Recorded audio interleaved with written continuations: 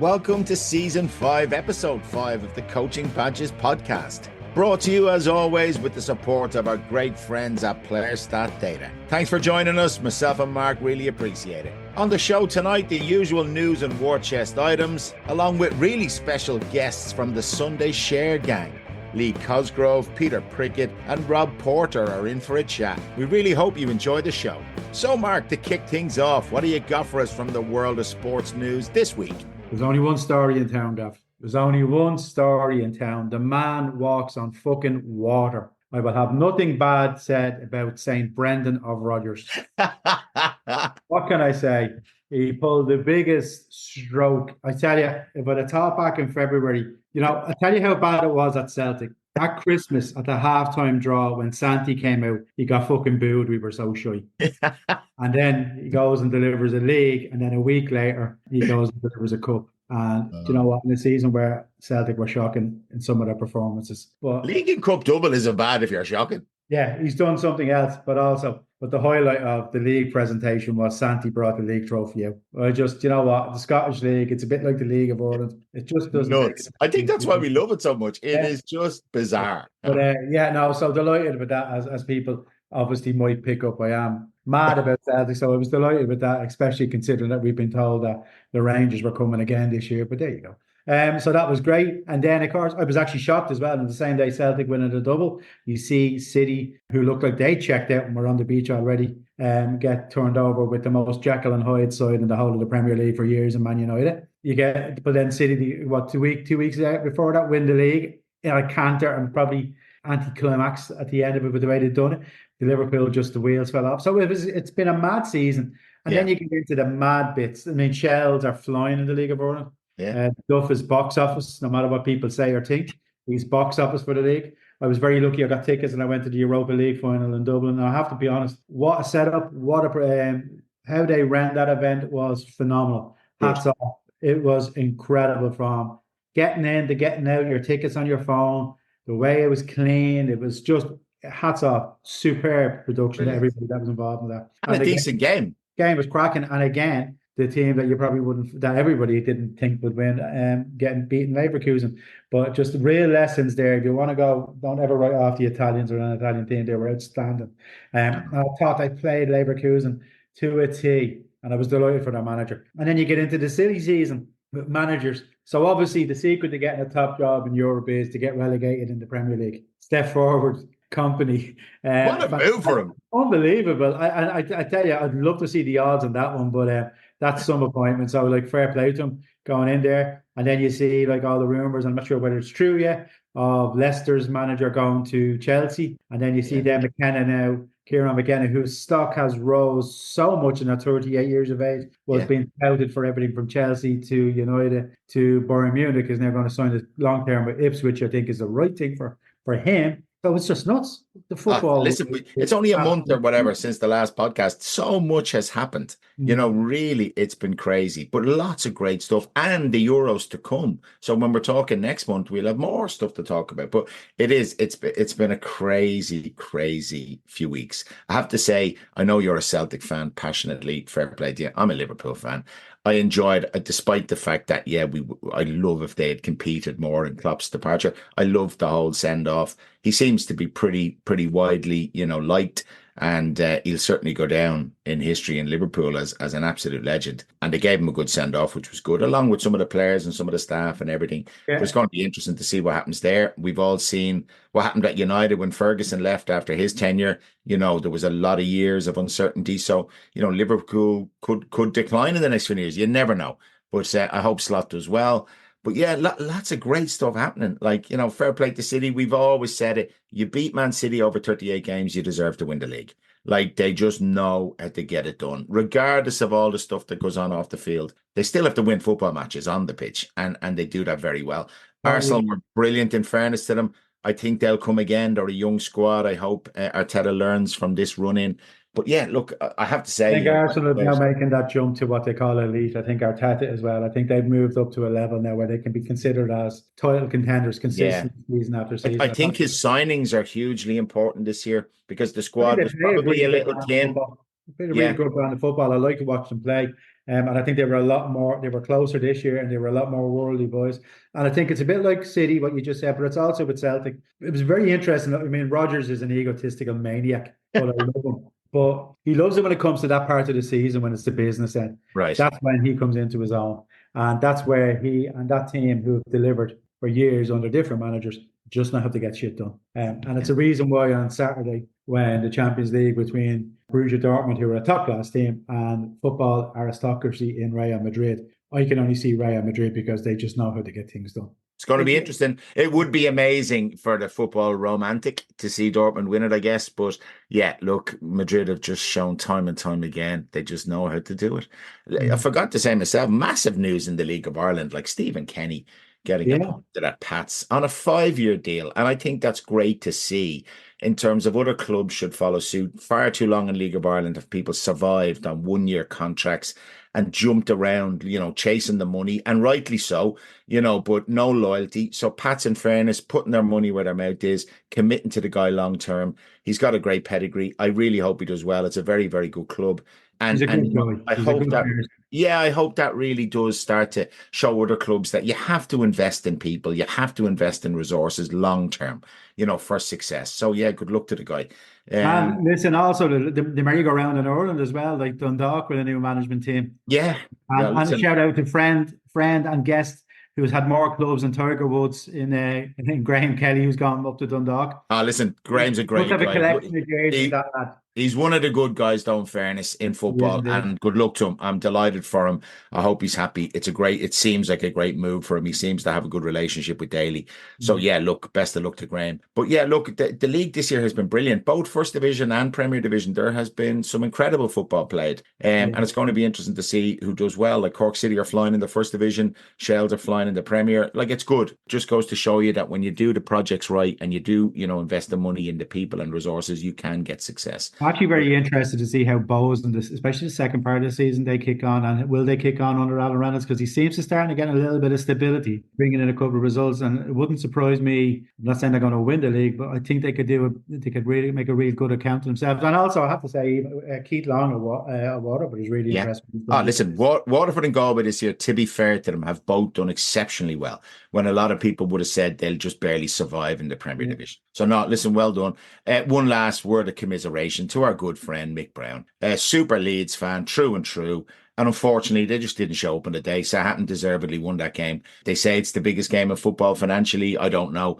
But yeah, I'd say there's lots of disappointed Leeds fans around. And the news that would probably tip him over the edge completely is Red Bull have bought a stake in the club. Oh, good Lord. Is he going to start drinking Red Bull now instead of gin? Yeah, so they'll have Red Bull and he'll be wearing all silly boots and everything else. That'll just tip him over the edge now. Excellent. Right, that's good. We'll leave it there now in case he rings us.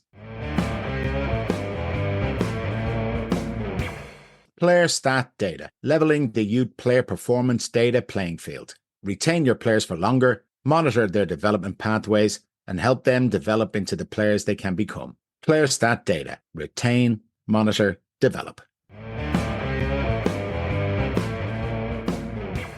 Moving on to our guest slot, regular listeners will know that on every episode, we'll try to bring people on just to offer a different perspective on a subject, just in an effort for ourselves to share, learn and grow. Tonight, it's our pleasure to be joined by some of the Sunday Share gang, Lee Cosgrove, Peter Prickett and Rob Porter, to talk about all things coaching, networking, amongst many other things. Those of you familiar with the X platform will know that the Sunday Share initiative plays an integral part in helping coaches of all levels to share, learn and develop. So welcome to the pod, fellas. It's an absolute pleasure to have you on as our VIP guest tonight. Before we get into some questions, you might just give our listeners a brief overview of each of your coaching journeys to date. Been playing manager for many years and then became a coach when my lad started doing all badges and that. That was probably 12, 13 years ago. So still doing it, not playing anymore, just coaching here, there and everywhere. So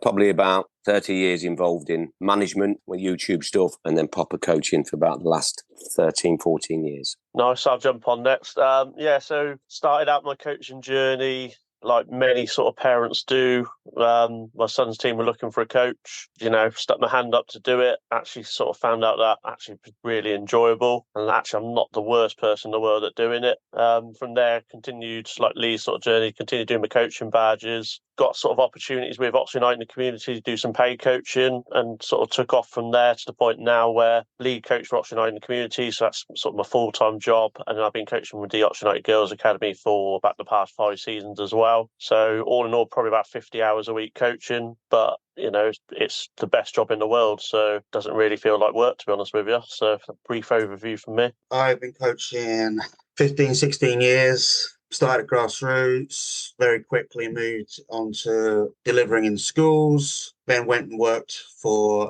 Brentford in the community, so doing loads of football development sessions. Currently work with the post-16 college program in the classroom as well for them, and there's been some books along the way. Brilliant. Well, look, appreciate that, boys. As I said, you're very welcome. You're on as the Sunday Share gang.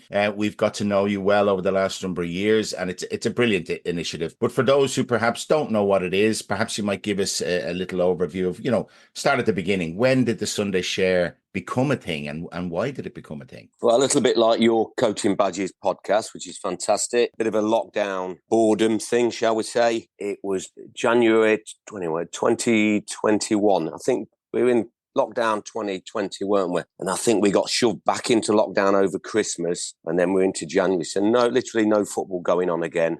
Feeling really pissed off, shall we say. We're not connecting with people as you like to do with coaches. So just me personally, I think I put a positional play drill on Twitter.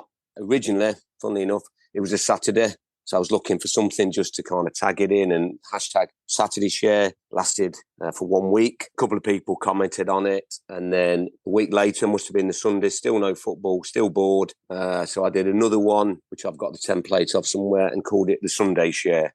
From that point, I think it was Rob and my friend in Leicester, Thomas, a Polish coach, doing something. I think he did a goalkeeper one and Rob did one, and they kind of said, shall we put the hashtag as well? I went, yeah, let's do that. And we commented on stuff, and then we did it the next Sunday, and then the next Sunday and stuff like that. So it started just as me doing it and other people joining in, and just being just getting some talking going, bit of connection going, talking going, bits like that. And it just kind of went from there. And I think I managed it for about 8 months. That was every single Sunday. And in the end, it just overtook me Sundays, like all day. I mean, you think people join us from all over the world. It was early morning, right through till Monday morning, because the American were coaches. And the whole idea was it was never meant to be a thing and become what it is now.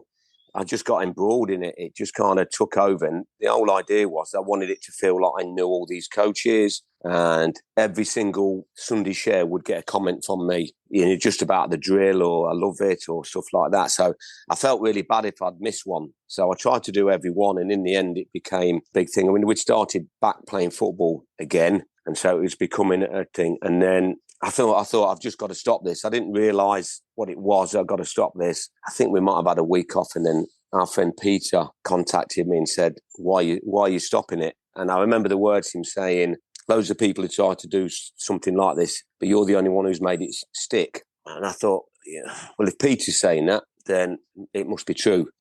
And I said, well, I can't manage it. And he said, well, what about if you get some help? So me and Peter had a phone conversation, if you remember Peter, talking about maybe 2 or 3 others coming in and sharing the load. So I said, I'd think about that. And in between that time, a couple of people who didn't quite know contacted me through Twitter saying, well, if you're not doing the Sunday Share, can we use that? And then suddenly I became very protective of it, thinking, hang on a minute, no, this is my baby here as such. And then took on board Peter's thoughts and ideas, and we went with it from there. So it went from being on my site to then between me, Peter and Rob, we kind of set up a proper Sunday Share site and then launched that as a place to go. And I think I might be wrong here, but within about 3 or 4 hours, we had over 1,000 people following that new page. And then you realise it became a thing. So that's where it started. There was 4 of us then, and now there's kind of 5 of us with Carl and Mark. And it's now just become part of the coaching Twitter thing, I think. I'm more famous for being the Sunday Share man than anything else,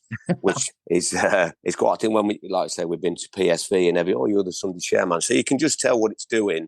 And then the fact we've got Peter on there, who's done 5 books, Peter. Yeah, Rob's a full-time coach with Oxford. My friend Mark Lyons, he's in the Leicester City Academy. Carl's a FA coach developer. So I think between the 5 of us, we've got the credentials that people do it, and we don't try and make any money. We actually give stuff away. That's one of my big roles, is trying to just give stuff away just to kind of draw it. And I don't think there's any real intent to make any money or do anything. It's just keeping it going for the good of the community. And I think people see that there's not a ulterior motive of, signing up for this or signing up for that. It's free stuff, and it's now become a thing that kind of got his own life, I think. I think it just keeps on going. As people drop out of it, people are coming in. It's like it comes from underneath. So loads of people each week are doing the first one, and they've kind of heard about it. And then as people have, I'm not saying got bored or just gone on to something else, it just keeps going. So no, it's amazing. We've often talked, guys, off air and just casually on other sessions about, where coaching badges started. And it was very much along those lines back like 10, 12 years ago. There was very little sharing of anything. It was almost like this secrecy in the coaching world where everybody kept everything close to their chest and nobody would share their drills or anything.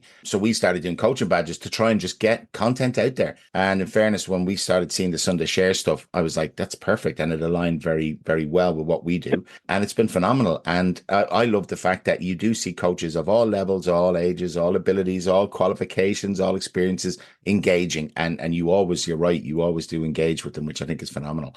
So yeah, no, it's absolutely brilliant, and long may it continue. I think you guys have 15,000 followers or something crazy. Like, that's amazing. When I looked this morning, I was about 15 and a half, I think. Wow, superb. Pretty good.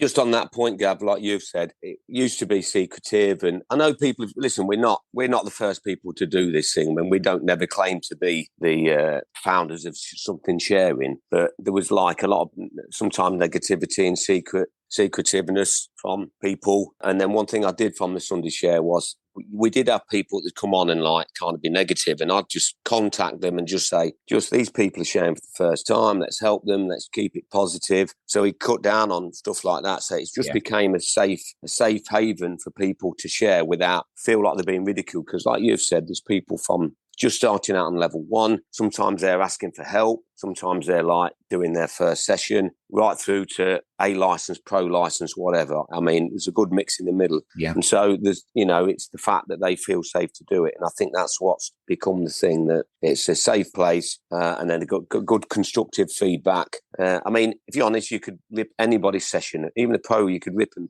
to bits, but that's not the idea. So totally, it's good that it's a totally popular site for people to share for the first time and stuff like that. Brilliant. Yeah, I think there was very much a conscious decision that we wouldn't be arbiters of what was good or what was bad. We would just be supportive, not pass any judgment on what was shared, even if, and this happens all the time, I look at stuff that we get tagged in and it doesn't align with my personal coaching philosophies, but that doesn't matter. That's not the point. The point is that there's every chance for whatever's being shared, if it's useful for just one person, then that's more than enough justification for us to share it. One of the things that we've had to be a little bit careful with, though, is there are people who have seen the popularity and they do try and use it to outright, unsubtly, just try and use it to, how shall I put it, blatantly promote their product and whatever they're selling. And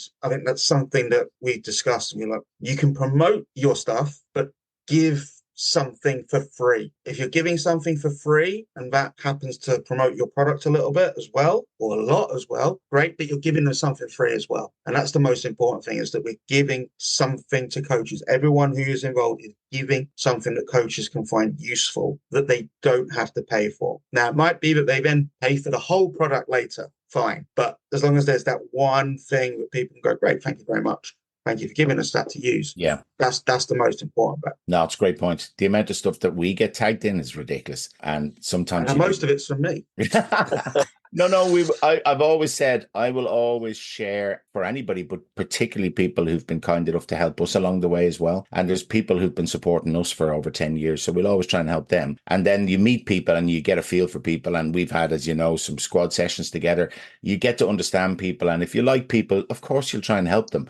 But then there's other people and they're sending me direct messages going, will you sell this for me? And I'm like, no, I don't even know who you are. So, but no, the principle of it is absolutely fantastic, boys. And as I said, certainly keep it up. I mean, just to add in there with, like Peter's just said, the clue's in the name, Sunday Share. But you still get loads of people who do it in the week and things. But what we have done, I sometimes do stuff during the week from Sunday Share, but that might be connected to a prize or something else. But generally, once it's maybe Monday morning, sometimes I'll do something. I think Rob does it as well. The week is nothing, but everybody just seems to still tag us in. But they now know nothing's doing in the week. Just leave it to Sunday. If I see something good in the week, I'll say to them, "You're great, but bring that back on Sunday." That's when we want to see. So we've now kind of set the platform, and as Peter said, loads of people try to use it, have tried to use it to sell stuff. And I'll say to them, fine, listen, drop a drill in and put your link on, but drop a drill in and we'll go from there. We're not for selling, just directly. So I think we've set the level now, and I think people come in. You get the odd one that comes in and thinks they can use it to shift stuff on, but it's no, we've worked it well now. I think it's really interesting. I have to take my hat off to you, because I know even with the podcast and what we do, the amount of work that goes into it, and the sense that you get that you don't want to let people down. And the very day you don't respond to someone or a message and all that, you're the biggest bollocks in the world, and you've got too big for your boots. So I actually don't think sometimes people realize the work that goes into it, as well as a day job or your coaching and your family life that goes into do this. But I have to take my hat off to you, because if your resource was around when I started coaching, it would have made my journey and my experience a lot easier and probably a lot better for the players. Did you find when you started this that there was a lot of people, I know you said people protected, but did you find that maybe that the atmosphere around coaching now is a lot more collaborative than it was when you guys started? Because I think it is probably for me. Now, that's not to say there's a lot of bullshit and a lot of shit out there and you have to filter through it. But did you find out there's a bit more collaboration now when people open more because they want to learn, or they just don't know where to start? I think for me, there was a lot of secret squirreling. I think when I first started coaching, everybody thought they had the answer and they didn't want to kind of share with you. At the end of the day, it's all about player development. Whoever you coach for, you're just trying to develop your players to be the best version of themselves. And there's absolutely, no one's got the answer. No one's got something that nobody else has got. We're all borrowing, for want of a better word, off each other. And I think we've got a lot better as a community. As I said, there's still the odd person who doesn't, but I think on the whole, I think we've got a lot better at sharing and collaborating. I think it's, as I said, it just goes back to your players. Everything you do should be about your players developing to become better versions of themselves, and whatever we can do to help that, is all good for me. Yeah. Listen, Mark, I'm sure is a very, very good chef. And I'm going to taste his wares later on today, which I'm looking forward to. But he'd often say, Mark would hand me a cookbook. Doesn't mean I'm a chef all of a sudden. I wouldn't have a clue what to do with it. So you can share all this brilliant, brilliant stuff, but people still have to learn, and people still have to go and practice and to become better at this stuff. So I think that's the best thing for me about the Sunday Share. Like, I've picked up stuff off it that I've tried, and I said, I'm going to use that. I'm going to incorporate that into what I do. And it's fantastic. But I still don't get this secrecy thing. And there are people out there who won't share stuff with you. And I don't understand that. I've often said, I will give anybody all of my session plans, all of my season plans. What you do with them is up to you. You know what I mean? You won't deliver the session the same way I will, because you have to put your own slant on it. So I think that is brilliant. I'm just curious, boys. So we've mentioned Sunday Share. Just for our listeners, if they haven't heard of it, how do you get involved? Like, how do you actually get involved with you guys? Just put the hashtag Sunday Share or the Sunday Share account in on a Sunday. Just have a look at what people are doing. And then if you want to share a drill or a resource or a recommendation, just post it, tag the account in, put the hashtag Sunday Share in. And then between a lot of us, somebody will pick it up and pass it on. And then it'll just go from there, really. It's nothing. A lot of people who are involved, who, like you've done, Gav, a lot of people just browse over the Sunday Share. They don't want to kind of share anything, but they'll browse over it and pick the bits that they want. So that's still getting involved. You don't have to share. All we ask is if you like something. If Joe Bloggs puts the drill on and you like it, don't just take it. Just say, I love that. I'm going to use that with my under 10s, because then that'll make Joe Bloggs think he's helped you, and it's all connection. So just retweet it, like it. If you're not going to do anything, or share something or put something on, just engage, really. It's as easy as that. It's not. Don't think you can't get involved because you don't want to share anything. It's not just the sharing. It's the engagement and the connection and the encouragement and stuff like that. So quite simple, really. I'd like to think. I think one of the things that I think people, if they want to get involved or they're already involved, you don't have to bring something new to the table. So, like, I often will share stuff from my archives because just because it's old to me doesn't mean it's not new to someone else. So even if you think, oh, I haven't got anything new this week, I'm not going to share it. Well, share something from 2 or 3 years ago, because I bet that's going to be new to someone. And because of the way the platform works, if it is shared, I expect it will go on a new set of eyes compared to 2 or 3 years ago. So don't be afraid to put something you've already used up there. Just because it's not new and shiny for you doesn't mean it won't be for someone else. Yeah, great advice. Funny, one of I think it was the bounce game or something that we talked about some time ago. I remember sharing that. I found that in a folder from 2014 or something. It was crazy, but that's still as popular as ever. I still use that regularly with my players. So no, great advice. Obviously, we've talked about the evolution of the Sunday Share over the last whatever number of years.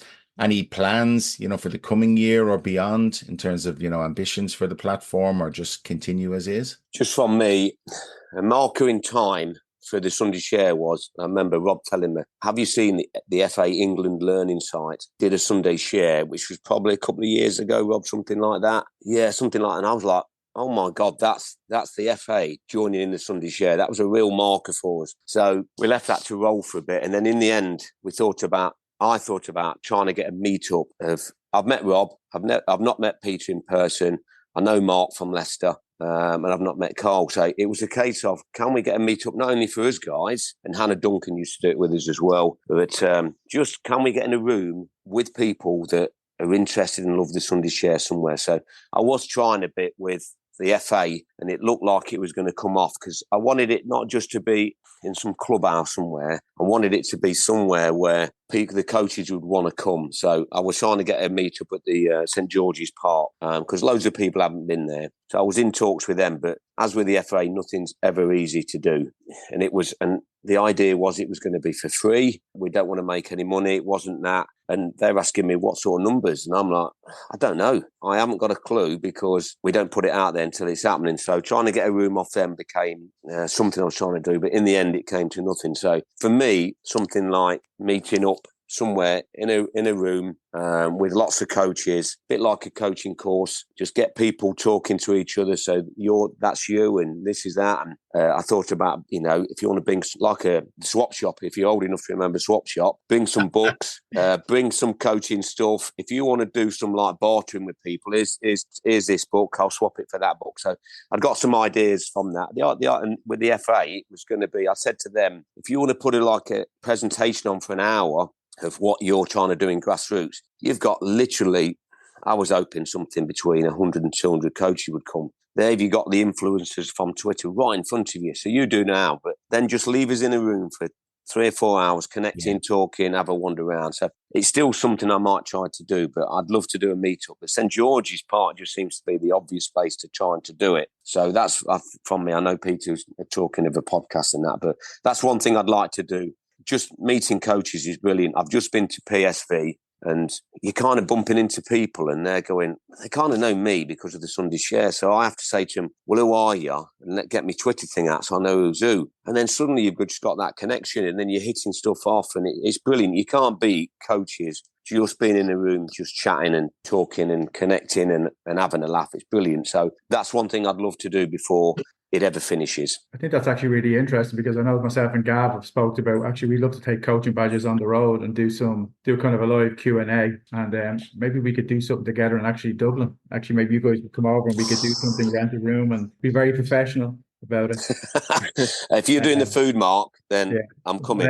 That was and because with our podcast, that was a big thing for us. It was great over COVID and it's been phenomenal, the people we've met. But I think the big thing for us is how can we get this out and rent somewhere or get a place or go to a stadium or something like that and bring in some guests and actually record a live version of the podcast with some coaches. And it kind of leads me to the question, like I was saying earlier on, I think the way people are getting knowledge and about a lot more collaboration these days is great. Do you think though yourselves, when you look at what you have done, there's a real benefit of this kind of networking coaching? Obviously you'd imagine there is, but you think that sometimes maybe that benefit of the network coaching, that some coaches are probably losing the identity of how they and the philosophy probably of how they want to coach, because they're just taking so much from every other people, and it's great to have, and it's super to have all that resources. But I know sometimes I probably would have struggled early on because I was getting so much information about trying to come up with my own identity of coaching. So I love the resource and I think it's fantastic. But if I was to ask you kind of that challenging question, do you think that networking coaching is only the better coaches realize how to take it and filter to create their own identity? I don't know how many coaches at the beginning of their journey will already have an identity. I know that I was looking for one for a while, because at the beginning, this general rule of thumb, at the beginning of coaching, coaches copy, then they learn to adapt, and then eventually they learn to create their own stuff. And I remember for quite a long time, I wasn't satisfied with the things that I was copying or adapting. And then I started to dig in and see what can I come up with. And after a few years, I started to create my own stuff and develop my own identity. But I couldn't have done that immediately because I hadn't got out there and tried things out. You've got to go out and try it. We keep coming back to cooking. You've got to try and make the thing. And then you know what's gone on and what hasn't. And, I need to change this. I need to change. I'd rather it was like that. But you don't know when it's just on a piece of paper. So I think it doesn't really matter in the end where they're getting the ideas from. But without getting the ideas in the first place, it's like, how do they know? Try this, try this, try this. Look at this. I like the look of that session. Let me try it. Okay, I now realize that this session that Pepper's put on, doesn't work with my under eights. I probably should change it. That sort of thing. But you don't know that at the beginning. So you just got to try. Just keep trying. And I think the more options you have, eventually you'll filter down. But having a bigger pool of resources to start with is a great thing. Having a very small pool to begin with is more limiting and more frustrating. Yeah, just echoing that. I think it's exactly kind of what I was going to say. Is experience is massive. It's great doing courses, and you see people who rush through courses and go from one course to another in a matter of months. But it's all about experience and sort of putting that knowledge into practice on the grass and actually learning what works, what doesn't work with your group and yourself as a coach, because we're all individuals. We've all got different styles. I'm sure between me, Peter, Lee, we all coach in different ways. But yeah, if you don't put it into practice, it's all a little bit irrelevant. So yeah, I think one thing I know I sort of say a lot on social media is get out and coach. It's the best way of learning. Great advice. And funny, I when you think of it, while we all now have developed, a nice coaching community where there's lots of like-minded and open-minded people in it, when you think in my other circle of family and friends, there's nobody who's done coaching badges and nobody really has an interest in football. So sometimes when you start coaching, it's a bit of a lonely place because you're going off to do these badges and people are like, what are badges and what the hell are you doing? Whereas when in networking, as a young coach and on, it's great to meet like-minded people and people who are interested in what you're interested in and helping you kind of steer and navigate your way through the journey with all the ups and downs that come with it. So that was the most beneficial thing for me as I really got into it, to realize I wasn't the only one out there, obsessing about football and wanting to learn about it. There was loads of people out there. And then you get to chat to them, and obviously you talk coaching language and you're able to share ideas and problems and challenges that you've all had along the way. I have found that and continue to find that so rewarding, because other than that, there are days when you think, what's the point? You know what I mean? And you get pissed off and you get burnt out. And so having that network of people around you, I think, has been brilliant throughout my coaching career. And I've probably leveraged it and realized the importance of it more than ever in the last 5 years. Kind of worries me about the introduction to coaching now. It's the way obviously the FA is going in England, but there's still people I'm still in contact from my level one, and my level two, my UEFA B, and that's kind of one of the ways that you kind of start building up that community of coaches around you. And now it's to the point where it's all online and you could be going out and coaching, having never spoken to another coach, never seen a tutor in action. And potentially, if you're kind of at a club that hasn't got a kind of strong mentality of bringing everyone together, you might always be coached on your own. you know, and Yeah, I think that's something that worries me. our online communities of practice are now probably, certainly in England, based on what Rob's outlined for the FA, in England, our online communities of practice are probably more important than ever. So we've even reached a point where local FAs are farming out their CPD. And I benefited from that because I helped deliver one not that long ago. But they don't have the people in-house to go and put on a CPD event easily. So now they've changed their position where only FA accredited CPD was acceptable, and that to be accredited, it had to be hosted by an FA tutor. Well, they've changed that now. They've decided to use trusted providers, and these CPDs are online, and these CPDs are tapping into the online communities that other people have created, not that the FA have created. So who knows, one day, one of the things that may happen, it could well be that the coaching our little family on Sunday Share becomes FA accredited CPD. If FA Learning trust us, which they seem to, then maybe that is the logical step. Yeah. Who knows? But these online communities of practice are now becoming, I think, far more important than ever because there's been a shift from the national governing body itself. That's interesting. I think that's brilliant. Again, I'm going to come back to cooking. Like, I might have this conversation with chefs in my kitchens all the time about, like, they expect young chefs to come into the kitchen and probably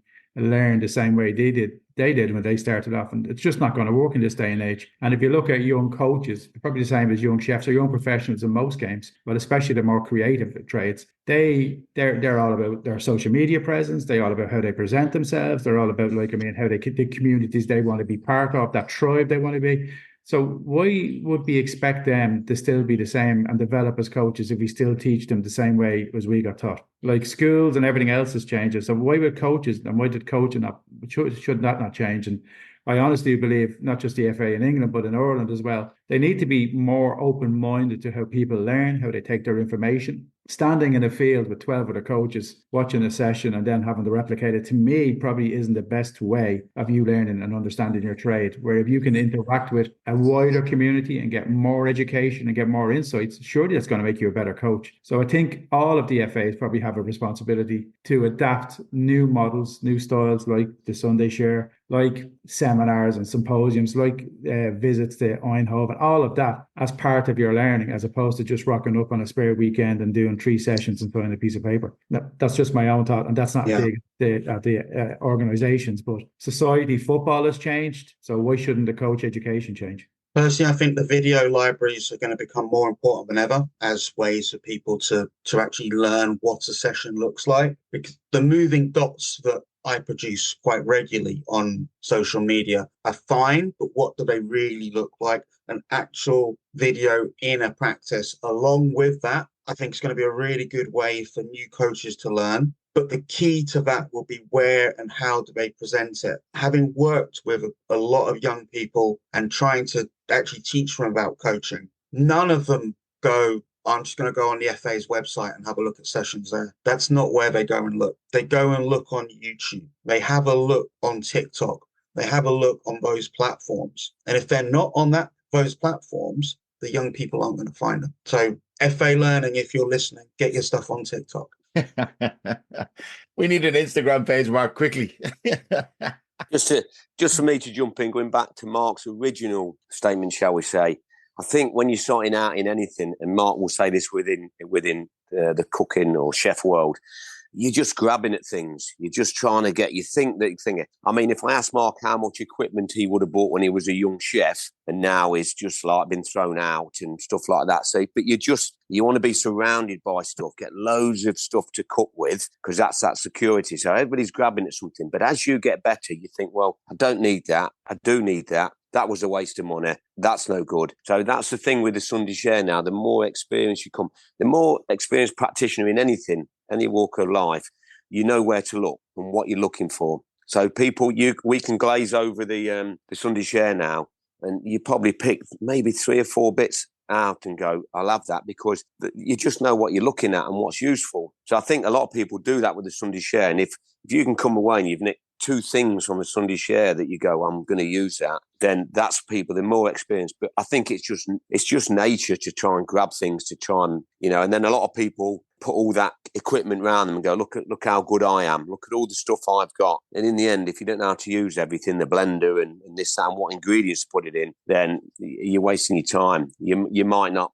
You only need a certain amount of stuff. And that's the same with coaching. And then, yes, I agree with Peter. I think that some of the most popular stuff on the Sunday Share is the most simple stuff.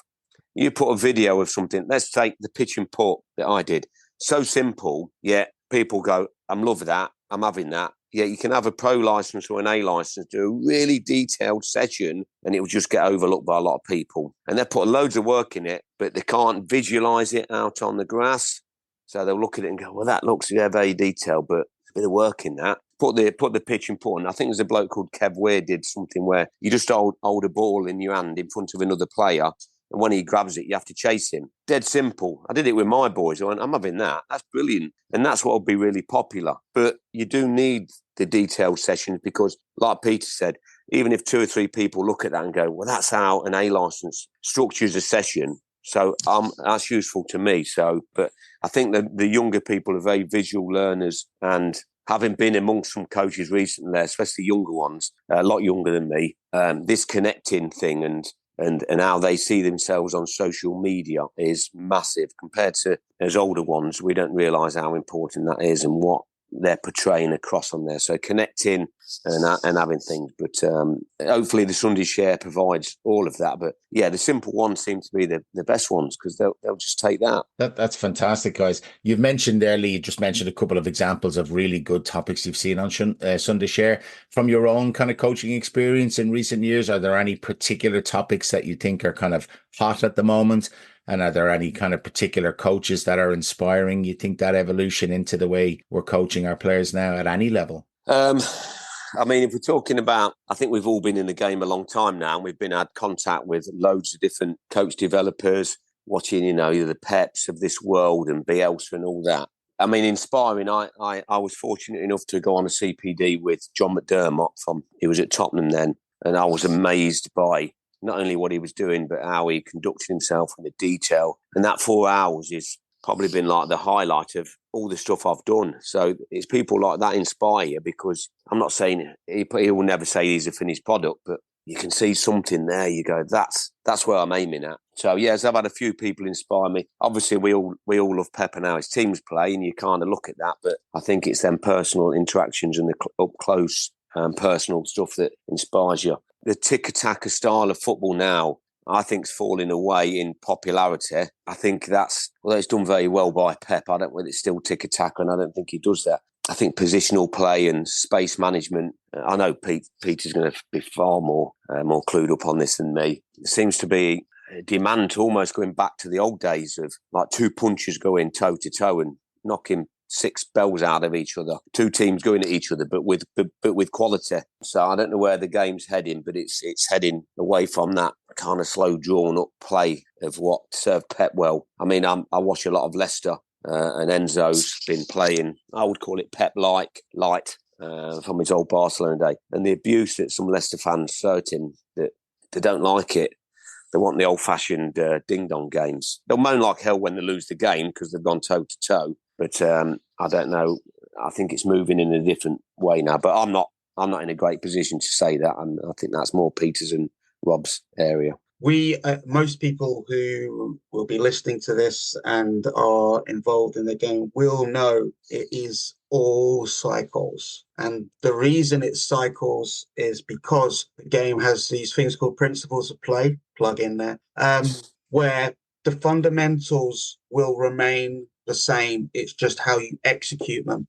And it is a reactionary game. So if the game is being played in a certain way, let's take a Guardiola style, possession-based style, or De Zerbi is a good example. De Zerbi wants to keep the ball close to his own goal. He wants to keep the ball in possession, close to his own goal, his own half, because he wants to draw the opposition in, because that takes them away from their half to create space behind for these semi-transitional moments. Well, you can then, as a team, make a choice. You can say, we're not falling for that and just step back. and say, you keep it there, you're not going to score against us. Or you can go, okay, what you're doing actually gives us a real opportunity to come and nick the ball off you and score. So there's two principles at play as a solution to the problem. And that's where the game evolves. People see what other teams are doing, what's working, what isn't working. Can they make it work for them? If they can't make it work for them and they don't want to take it, can they then exploit what other teams are doing to their own benefit and pick out the weaknesses within that? And all they're trying to do is, how can we stop the opposition from scoring? How can we then go and score ourselves? And what are they giving us?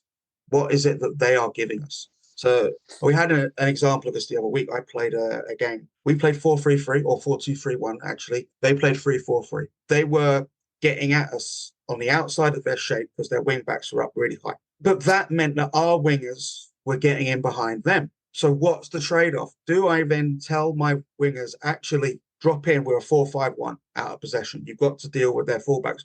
Or do we go, actually, that's okay, because when they lose it, we've got space in behind. We're actually 3v3 against their backline. And that's the beauty of the game and where the principles lie. And there will always be an evolution, but that evolution will be steeped in the principles and what has gone before. I think that's really important. You will look at it and you'll go, hold on, this 2-3-5 stuff in possession they're doing, that's from the 1920s. Yeah. Well, system-wise, perhaps it looks like that, but the way they actually execute it is going to be different because pitches have changed, the ball has changed, player fitness has changed, technical ability has changed. So what you get is you get the same but different, and the difference can be intention, and the difference can be evolution of player abilities and actual equipment and game state. I'll just very quickly link on that. It's quite funny what Pete was saying about, the game he had the other week, because like academy football, when you play 11v11, is normally so boring because every team plays, a 4-3-3. Every team is a high press. And we played Watford a couple of weeks ago, and they played a 3-5-2, and it was actually quite refreshing, and it was actually quite enjoyable, that tactical challenge of, actually, all right, how do we now press against a 3-5-2, and what we're going to do differently out of possession to counter what they're doing to play against us. So I do actually love that variety, because sometimes football can be a little bit boring when everybody goes with the trends. I think there's lots to take in that, I've been honest with you. I'm conscious of time, and I'm conscious also as well that we could talk here for 3 hours, but probably many of our listeners might go, okay, right, lads, enough. So I was just kind of wondering, what's the best piece of advice you could probably give young coaches looking to work or starting again? I'll start with you, Rob, because you're obviously to be the last in on the questions. For me, I think it links to actually what I put on the Sunday share this morning. Take every opportunity to develop you can. Go out and look for opportunities to develop as well. Never be happy with what you're doing and happy with where you are. Always look to improve yourself, I think is the main thing, and don't be afraid to go out and ask. But at the same time, make sure you're networking properly with people before you ask. Don't just go into, someone you never met before and, oh, can I come and watch this? Good networking will open up those opportunities. But get out there, go and watch sessions, go and meet people, go and do stuff that's outside the box, and develop yourself in every way you can. Great advice. Yeah, for me, similar to what Rob said, I would get yourself on courses, but don't just go down the FA ones. The FA ones are brilliant. Look at the Curva courses. Look at outside. There's so much stuff out there now. So you're building a scaffold of different variations of how to do drills. So I'm not saying that it's narrow down the FA. It's wide down the FA, but so get yourself on some courses. I think the Curva ones are brilliant. And there's other ones I've done. Look at futsal as well. So get on courses. For me, the biggest thing, go and observe other coaches. Don't be afraid to look at another coach and go, oh my God, I'm miles away, because he started or she started where you were. So just go and have a look, whether it's the same age group. Sometimes the coach might be a brilliant coach. Just go and listen to how they're talking, what they're saying, what they're not saying, how they're setting up the coach, how they're organised. Just go and watch good practitioners, better coaching you. And don't be afraid to do that. Don't think you're never going to get there, because everybody started somewhere. And the best times I've had are observing coaches and going up and asking questions and listening to what they say, because they've got what you want. They've got experience. They've got the ideas. They've cut the wheat from the chaff. They know how to talk to players, okay? And And on that is that the old saying, connect before you correct. Okay. So them connections to people, just interpersonal skills of how you talk to people, show some interest in them, be nice to them, ask things. And that goes along with the connecting with other coaches, just people skills. But yeah, observing of it, and then take what you want, but try and be yourself. We've all tried to be the new Pep or the new something, but eventually with time you realise you'll just be yourself. But observing other coaches, go and watch as many sessions as you can. Get up, get close, pinch stuff. Say you're taking that. Don't be afraid to pinch stuff. It don't matter. Like Peter said earlier, nobody's reinventing the wheel. Just we're all borrowing stuff from everybody. So, but yeah, just go and observe where you can. I think it's the most underrated skill that people do. People are afraid to go and watch because they'll think they'll just show them up in a bad light. No. Just go and observe. Brilliant advice. Funny, in my own coaching journey, I'm lucky enough to work with other staff. I've started to step back a little more just to watch, rather than, because when you're in the thick of it sometimes and you're talking and you miss stuff, stepping back and just looking at stuff is so powerful. So yeah, great advice. And lastly, but not least, Pete, any advice? There's potentially so much, but I think the thing I would say is don't take it and yourself so damn seriously. That's what I would say. In the end, it's only football. Yeah. Which sounds like a weird thing to say given what we do, but it is. It's just some people playing with a ball, this game that may or may not have winners or losers. For most of us, the winning and losing will have zero consequence. Zero. And we sometimes as coaches, we pursue it to the detriment of other things in our life, which it could be a mistake. We beat ourselves up over, if only I'd given this player 10 more minutes, maybe I should have made this change. Maybe you should have, but so what? So what? It doesn't matter. Learn from it, do it next time, but don't batter yourself about it. And it's a game, and the whole point of games is they are there to amuse you, entertain you, and be fun. And if it's none of those things, what's the point? Listen, fantastic advice from the three of you, but that's a nice way to wrap up that section of the show. As Mark said, lads, we're very conscious of your time. You've been brilliant and very generous with us. I know you're all busy guys, but look, nobody leaves the pod without giving us their dream fantasy five-a-side team. So as we come to conclude this episode, I take it you're giving us a team each, boys. So who makes your dream fantasy five-a-side team, guys? I'll go first then. Yes, mine's based on no more than the players that have given me that love of the game. Why do I love football? What is it? Some of them I've never even seen play live. So I'll give you the five. Messi, obviously.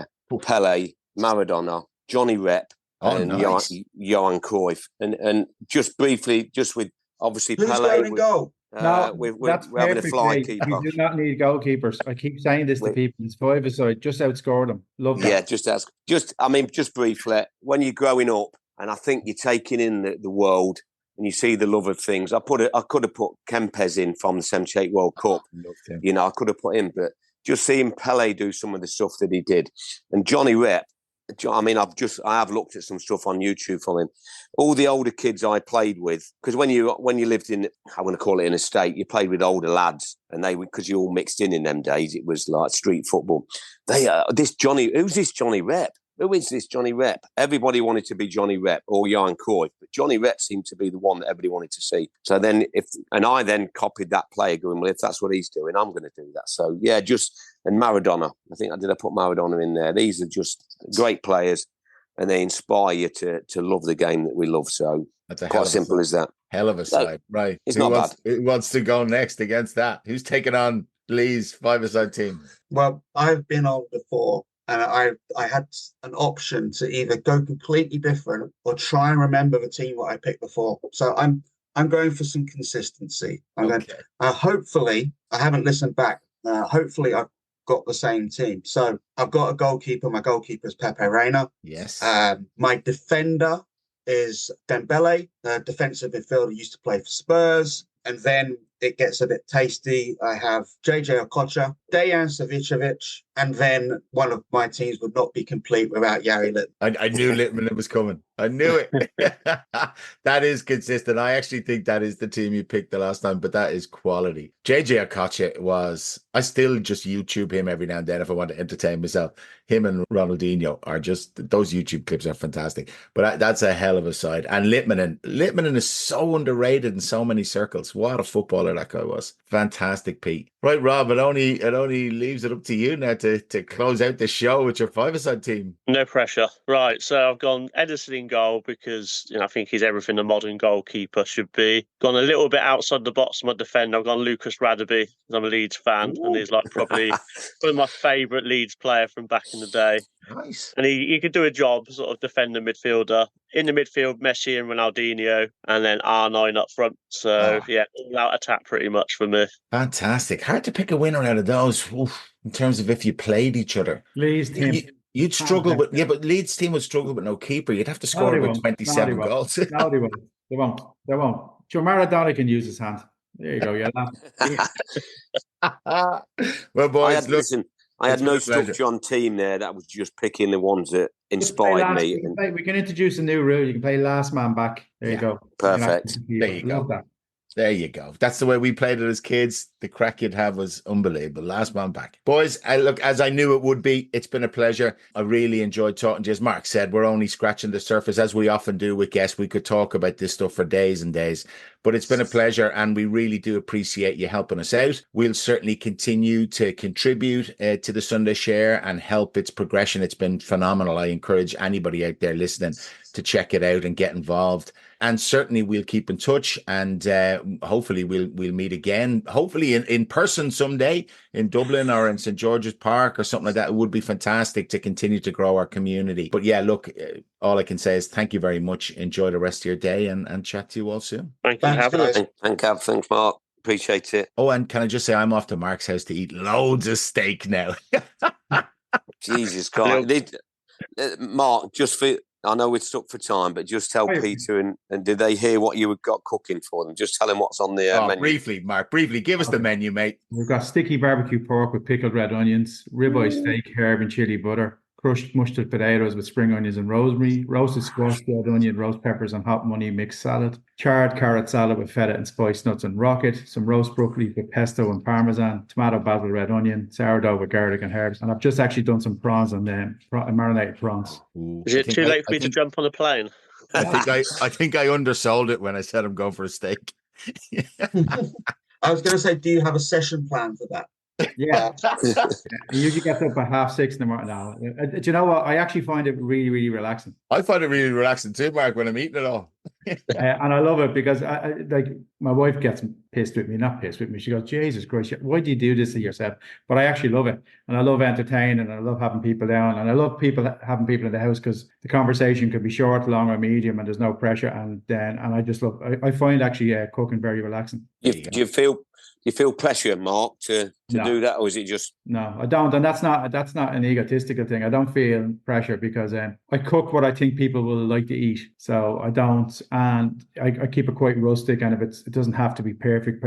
I actually don't like when it's perfect because when I do the recipes, I'll always add or take because I know who's coming and I know certain things they like and don't like.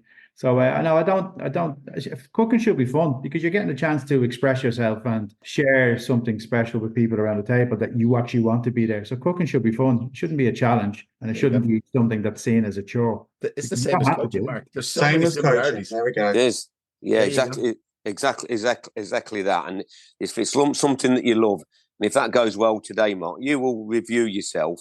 But if it goes to plan and you look round and the smiling faces and people are going to say, I'm definitely, well, I know Gav will say he's definitely coming again if they come. And that's the same as when you've done a good session, everybody's a good noise. I think always a good restaurant has a good noise. Is that right, Mark? 100%. It's all about atmosphere. And you know, I say it to everybody, you remember, like, we're not curing cancer, or we're not, like, as chefs, like, some of them think they're actually more important than they actually are. You're actually just cooking, and it's the best job in the world. It's hard and it's challenging, but it's the best job in the world because you get to make people happy, and you get, what I love about it, we do this maybe 2 or 3 times a year because everybody's busy, football, life, and everything else. So we usually do something around Christmas and something either during or at the start of the summer. So, and I love it because I love when the lads are down. And I like my dad's going to be with me today. So that's kind of special as well because I lost my mum last June. So I try to create things like we went to Bilbao and everything else, my dad and Celtic and all like that. But I love the fact that we'll just talk shite and there's no pressure on anybody. And we won't record any of it. Yeah. And there's not even much in the way of alcohol, like as such. But also Mick Brown, he lives, his wife and his daughter are now vegan, so this is his chance to get me. Well, lads, I've got to go and do my hair. So, Mark, I'll see you in about 3 hours, mate. Yeah, no problem. Lads, enjoy the rest of your day, and I'm going to check out the Sunday Share actually now before I wrap up. Pleasure talking to you. Keep up the brilliant work. I do think you are doing amazing stuff, and you should be very proud of what you have and what you've developed. 100%. Well, let me just quickly say, we're following you boys for that long, and then when we connected with each other, to not do this, to do the squad things, and you thought, bloody hell, it's the coaching badges, and we get it. We're just football people, we're just doing it for thing, and there's not many people that are doing it just to get out there. So it's brilliant what you guys are doing, and it's great hooking up with you, and I've enjoyed every single chat. It's just, this is what football coaching's, away from the grass, this is what it's all about. Brilliant. And we certainly echo that, and many more good chats to come, boys, please God. All right, have a good day, fellas. Take care. Cheers, boys. Take care. Cheers. It's War Chest time, and on every episode, Mark will try and bring you some books or documentaries, stuff like that, just to check out and aid and supplement your own coaching development. So, Mark, anything worth checking out for us this week? Well, I'm actually just giving the guests that we have, and you know what? They're a treasure trove of information from all levels, all backgrounds. I think it'd be very remiss, given the week and given the guests that we have, to not give a shout out to the guys on the Sunday Share. You cannot find a more resourceful tool than what they guys are doing. And the fact that the way it's done and the spirit it's done and their whole ethos behind it, I just think is great. So I'm going to park all my books, magazines, videos, etc., this week and just give them a really big plug. If you're on Twitter, get onto them, the Sunday Share. If you're not on Twitter, maybe get onto it just even for the Sunday Share. The stuff that's shared on the Sunday, from drills to links to papers, etc., is just great. And it's every level, every ability. And I just think they've done an outstanding job. So that's my one big recommendation for this month. I have to endorse that 100% and wholeheartedly. The lads were on, obviously, earlier chatting. Great lads that are involved in that. We've met up now on a number of occasions for podcast interviews, for squad sessions, just general one-to-one stuff, just chatting about coaching. They're really good people. And as you said, the spirit in which they do it is fantastic. And check it out. I'm struggling to call it X. I know we still say Twitter, but they're on X, if that's your thing. Twitter, no, we'll just stick with Twitter. Let Elon Musk. It took me 10 years to get Twitter into my head, so X has really confused me. It sounds like some kind of blue porn site or something, so I'm not going there. I wouldn't know. Obviously, that's some sites that you go on. I wouldn't have a clue with that. Football porn, that's what I look for. Football porn. Barcelona 2011. But yeah, look, check out the boys in Sunday Share. They are superb. And we hopefully will get to meet up in person, either over in the UK in George's Park, in Dublin, down at one of your barbecues. I don't care. I think it'd be great to natter with those lads. They really seem to be on the same wavelength as us and Mick and Paul and Willie and people of that ilk. So yeah, look, great shout. I really just want to mention one quick thing. Through the Sunday Share, I was very lucky to get my hands on a copy of Doug Limov's book, The Coach's Guide to Teaching. It's super. I know I've said I'll get you a copy, Mark, and I will. It's on my to-do list. Doug Limov is the author of The Culture Code as well, so it's right up your street. Yeah, he's superb. And I have to say the book is brilliant. There's lots of really good stuff in it. So I'd highly recommend anybody check out anything by Doug Limov, but particularly that book, The Coach's Guide to Teaching. So great stuff, mate. As always, thank you very much. Super. That's it, folks. The end of Season 5, Episode 5. We hope you enjoyed it as much as we did. Thanks as always, and a shout out to Colin and the super team at PlayerStatData, doing some fantastic work at the minute. Check out their newly launched app. We'll be talking to Colin next month on the show about it, and it's our pleasure to have them as a long-standing partnership of ourselves. Continued thanks also for the supporters of our squad session initiatives. If you haven't heard of them already, check them out. Coaches of all levels are welcome to join us and fellow coaches as we sit around and chat about all things football and coaching monthly. A sincere thanks to Lee, Peter and Rob from the Sunday Share for joining us tonight for a chat. We've got to know the lads over the last couple of years and the work that they do is incredible. Keep it up, fellas. We hope to see you in Dublin in the near future. You might even get an invite to one of Mark's famous barbecues. We'll be back next month with some more chat and discussion. As always, get in touch with us on X @CoachingBadges. Stay safe and remember, when it comes to coaching, there's no right or wrong way, but there's always a better way.